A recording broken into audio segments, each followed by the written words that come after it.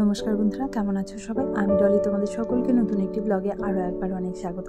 এখন বাজে সকালবেলা 9টা, এই মাত্র ঘুম থেকে উঠে চোখে মুখে একটু জল দিয়ে নিচ্ছি, কারণ যতক্ষণ না পর্যন্ত চোখে মুখে একটু জল পড়ছে ঘুমের ঘোরটা আর কিছুতেই কাটতে যাচ্ছে না। আর আজকে সকালবেলা উঠতে অনেকটাই দেরি হয়ে গেছে, কারণ কর্তামশাই সেই ভোরবেলা 4:30টায় ডিউটি গেছে, আর সেই সময়টা তো ঘুম থেকে উঠে যদি আবার ঘুমিয়ে পড়ি তো সকালবেলা উঠতে কিন্তু অনেকটাই দেরি হয়ে যায়। তো যাকগে, তো আজকে যেহেতু বৃহস্পতিবার, আজকে আর সেরকম কোনো কাজ নেই ঘরের, মানে ঘর ঝাড়াঝাড়ির কোনো কাজ নেই, কারণ বৃহস্পতিবার দিনটা না ঘর ঝাড়ার কাজগুলো আমি করি না। এই শুধুমাত্র বিছানাটা ধুলোটা একটু পরিষ্কার করে নেব, বাসি বিছানাটা এখনও পরিষ্কার করা হয়নি।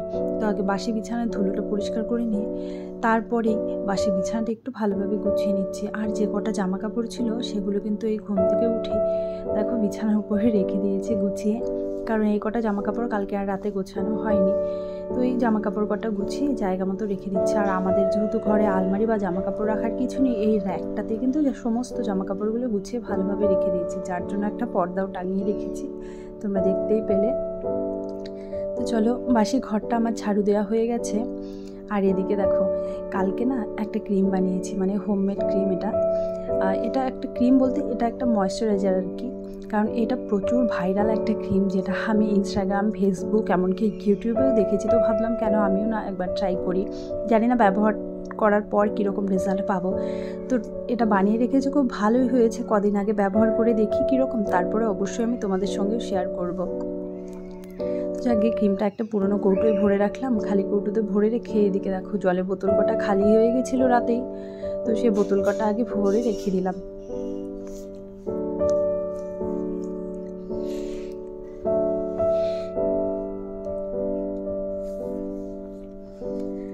আর কালকে রাত্রেবেলায় যে কটা সবজি আনা হয়েছিল, সবজি কটা কিন্তু ভালোভাবে ধুয়ে রেখে দিয়েছি। এই লঙ্কা কটা ভুলে গেছিলাম রাখতে, তো আজকে লঙ্কা কটা ভালোভাবে ধুয়ে একটা ওই কটন কাপড়ের উপর রেখে দিলাম। জলটা শুকিয়ে গেলে তারপরে এটা কৌটোয় ভরে ফ্রিজে রেখে দেবো। আর এদিকে এই কাচের গ্লাসটাতে আমি 2 দিন হলো মানি প্ল্যান্টগুলো রেখে দিয়েছি, তো ভাবলাম জলটা চেঞ্জ করে দিই। তার মধ্যে এই গ্লাসটাতে আমি চাল ধোয়া জল দিয়ে মানি প্ল্যান্ট রেখেছিলাম। চাল ধোয়া জল তো এই 2 দিন বা 1 দিনে বেশি রাখা যায় না, তাই জন্য জলটা চেঞ্জ করে দিলাম, নর্মাল জলেই আজকে রেখে দিয়েছি।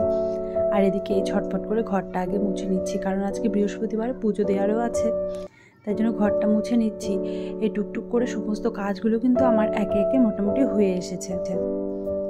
আর সত্যি কথা বলতে কি বলো তো, যেদিন আমার কর্তামশাই একটু মর্নিং ডিউটি আর নাইট ডিউটি থাকে সেদিন একটু আমারও ঘুম থেকে উঠতে দেরি হয়ে যায়, আর যেদিন ইভিনিং শিফট থাকে সেদিন তো তাড়াতাড়ি উঠতেই হবে, ঘুম না ভাঙলেও ওই জোর করে উঠতেই হয়। তো যাকে টুকটুক করে আমার সমস্ত কাজগুলো কমপ্লিট হয়ে গেছে। এদিকে চলে আসলাম ছাদে, স্নানও আমার হয়ে গেছে। স্নান করে জামা কাপড় নিয়ে ছাদে চলে এসেছি। আর দেখতে পাচ্ছ বাইরে কি পরিমাণে রৌদ্র দিয়েছে, সাংঘাতিক পরিমাণে এখানে গরম পড়ে গেছে। আর এদিকে কিন্তু বৃহস্পতিবারের পুজো আমার কমপ্লিট হয়ে গেছে। পুজোটা তোমাদের সঙ্গে শেয়ার করা হয়নি, কারণ এই পুজোর সময় ক্যামেরা নিয়ে এদিক ওদিক করতে ইচ্ছে করে না, তাহলে আমার মনে হয় যেন পুজোতে মন বসছে না। চলো এবারে ঝটপট রান্নাটা করে নেওয়া যাক। তো আজকে হচ্ছে আলু আর করলা মানে উচ্ছের একটা চচ্চড়ি বানাবো। সেটা আমার কর্তামশাইয়ের ইচ্ছেরই, কারণ উচ্ছে ভাজাটা আমার একটু বেশি পছন্দ, কিন্তু ও ভাজা খাবে না, জন্য ও বলেছে যে ভাজা না করে যেন আমি চচ্চড়ি করে নিতে। এই শুধু 5 ফোড়ন আর কাঁচা লঙ্কা ফোড়নে দিয়ে আমি একটা চচ্চড়ি করে নিচ্ছি। আর দেখো, আগে জানতাম যে পিঁপড়ে শুধুমাত্র মিষ্টি জিনিস খায়, কিন্তু আজকে না দেখলে হয়তো বিশ্বাসই করতাম না যে পিঁপড়ে লঙ্কাও খায়। কারণ এই যে লঙ্কা কটা এখানে রেখেছিলাম জলটা শুকানোর জন্য, এত পরিমাণে পিঁপড়ে কী জানি কোথা থেকে চলে এসেছে লঙ্কা খেতে, তাই জন্য ভালোভাবে একটু লঙ্কাগুলো হাত দিয়ে নাড়িয়ে দিয়ে তারপরে কিন্তু কৌটোতে তুলে নিলাম। দেখো এদিকে চচ্চড়িটা আমার হয়ে গেছে, আর ওদিকে গ্যাসে ফুলকপিটা একটু সেদ্ধ করে নিচ্ছি, কারণ জানোই ফুলকপির মধ্যে যেহেতু একটু পোকা থাকে, আর তাই জন্যই আমি একটুখানি ফুলকপিটা ভাপিয়ে নিচ্ছি। আর ফুলকপিটা যদি একটু ভাপানো না হয় তাই গন্ধটা থেকেই যায়, তাই জন্যই ফুলকপিটা ভাপিয়ে নিয়ে দেখো ভাজা হয়ে গেছে। আর ফুলকপিটা আজকে আমি আলু, গাজর আর ক্যাপসিকাম দিয়ে বানাচ্ছি। ক্যাপসিকামগুলো, আলু আর গাজরটা ভাজা হয়ে গেছে, মশলা দিয়ে কষানো হয়ে গেছে। ক্যাপসিকাম যেহেতু সেদ্ধ হতে টাইম লাগবে না, তাই একটু পরেই দিয়ে দিলাম। আর আগের থেকেই ভেজে রাখা ফুলকপিটাও দিয়ে দিলাম। দেখো রান্নাটা তো হয়ে গেছে। আর কর্তামশাই ডিউটির থেকে আসার পথে এদিকে একটা তরমুজ নিয়ে আসছে, তো ভাবলাম ডিউটি থেকে যেহেতু মানে গরম থেকে এসেছে, তো একটু তরমুজটা ওকেও কেটে দিই, আমিও খেয়ে নেব, তাই জন্য তরমুজ কাটছিলাম। আর আমি তো খুব ভালো এরকম চাকু দিয়ে কাটতে পারি না, তাই একটু চেষ্টা করে দেখছিলাম আর কি। দুপুরবেলাকার খাওয়া দাওয়া এদিকে হয়ে গেছে। আর এদিকে দেখো আমার কাছে অ্যালোভেরা জুসের কটা বোতল ছিল, তো ভাবলাম এই কিছু একটা ঘরে আর কি DIY করা যাক। তাই জন্য একটা ছোট চাকু গরম করে নিয়ে এই কৌটোগুলো কিন্তু এভাবে কেটে নিচ্ছি, মানে বোতলগুলো এভাবে কেটে নিচ্ছি। দেখো দুটোতে আমি মাটিও ভরে নিয়েছি। আমার কাছে আগেরই যেহেতু বেশ কয়েকটা মানি প্লান্ট ছিল, তো সেগুলোই আমি দুটো ডাল কেটে নিয়েছি। কেটে নিয়ে এই যে দুটো বোতলের মধ্যে, কাটা বোতল দুটোর মধ্যে সামান্য পরিমাণে মাটি ভরে নিয়েছি, সেগুলোই এই মানি প্ল্যান্টটা লাগিয়ে দিচ্ছি। মানি প্ল্যান্টটা কী বলো তো, খুব কম বাজেটের মধ্যে, মানে একদম 0 বাজেটের মধ্যেই কিন্তু ঘর সাজানোর জন্য খুব ভালো একটা জিনিস। সবাই বলে মানি প্ল্যান্ট নাকি ঘরে রাখলে টাকা আসে। টাকা আসে কি না জানি না, তবে ঘরের যে সৌন্দর্য বাড়ে সেটা তোমরা দেখেই বুঝতে পারছো। আর দুটো বোতলে মানি প্ল্যান্ট লাগালেও, আর দুটো বোতল কিন্তু আমি কেটে নিয়েছি, একটু ইউ শেপ করে রেখেছি যাতে হ্যাং করার মতো হয়, তাই জন্য ইউ শেপ করে কেটে নিয়েছি। আর এখানটাতে আমি আমার ছোটো মোটো যেগুলো জিনিস আছে, যেগুলো হেয়ার পিন বলো বা সেফটি পিন বলো, এই ধরনের জিনিসগুলো দেখবে বেশিরভাগ কিন্তু হারিয়ে যায় বা আমার হাতে নাগালে থাকে না। তাই জন্য এই জিনিসগুলো, ছোটো মোটো জিনিসগুলো যদি এভাবে এখানে রাখা যায় তাহলে আমার হাতের কাছেও থাকবে, আর জিনিসগুলো কিন্তু হারানোর কোনো চান্স থাকবে না।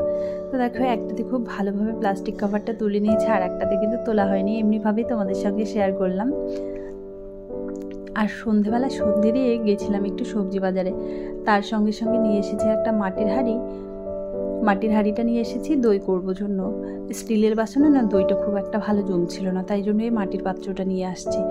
আর তার সঙ্গে নিয়ে এসেছি অ্যাক্রিলিক কালার নিয়ে এসেছি। কিছু কাজ আছে, মানে কিছু কালার আছে, যদিও খুব ভালো ডিজাইন করতে পারি না, কিন্তু তাও চেষ্টা করবো একটু।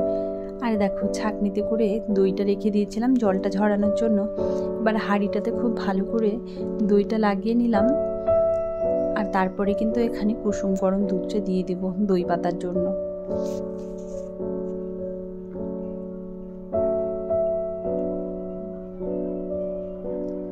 যেহেতু গরম পড়ে গেছে, এখন কিন্তু রোজ দিনই যদি দইটা হয় তাহলে খারাপ হয় না, সকাল হোক বা দুপুর হোক।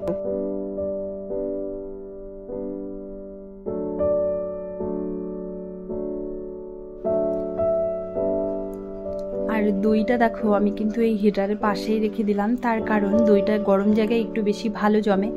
আর সন্ধেবেলা দেখো আগের যেহেতু একটু ডোসার ব্যাটার ছিল, তো সেই ব্যাটারটা দিয়ে একটু ডোসা বানিয়ে নিচ্ছে। আজকে মশলা ডোসা করছি না, কারণ মশলাটা তো বানানেই, শুধু চাটনি আর ডোসা করছি। তো যাকে দেখো ডোসাগুলো কিন্তু ভীষণ ভালো ক্রিস্পি হয়েছে, আর একদম আমাকে হাত দিয়ে নাড়াতে হয়নি।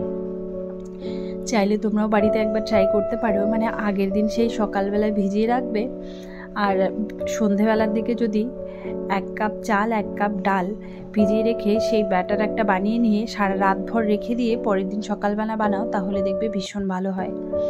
আর দেখো ডোসাগুলো আমার ভীষণ ক্রিস্পি হয়ে গেছে। এবারে চলো খেয়ে নেওয়া যাক। আর দেখো সন্ধেবেলা টিফিন করে আমি বসে পড়েছি, যে অ্যাক্রিলিক কালারগুলো দেখালাম তখন, মানে কিছুতেই আর স্থির থাকতে পারছিলাম না, মানে ভাবছিলাম যে কতক্ষণে কালার করব, কত করে, যদিও খুব ভালো কালার করতে পারি না, কিন্তু তাও একটু চেষ্টা করছিলাম আর কি। আর এই যে তখন যে মানি প্লান্টগুলো আমি লাগিয়েছি সেই বোতলগুলোই নিয়ে বসে পড়েছি, একটু আধটু পেন্ট মানে কালার করে দিচ্ছি। কালার করে কিন্তু বেশ ভালো লাগছে। এর পরের দিন আমি অবশ্যই তোমাদের সাথে শেয়ার করব কীভাবে কালার করছি, মানে কী ডিজাইন আমি করছি। তো এখন ভিডিওটা আমি এখানেই শেষ করছি। যদি আজকের ভিডিওটাতে এতটুকু কিছু ভালো লেগে থাকে তাহলে অবশ্যই ভিডিওটাতে একটা লাইক করে দিয়ে আমার পাশে দেখো প্লিজ।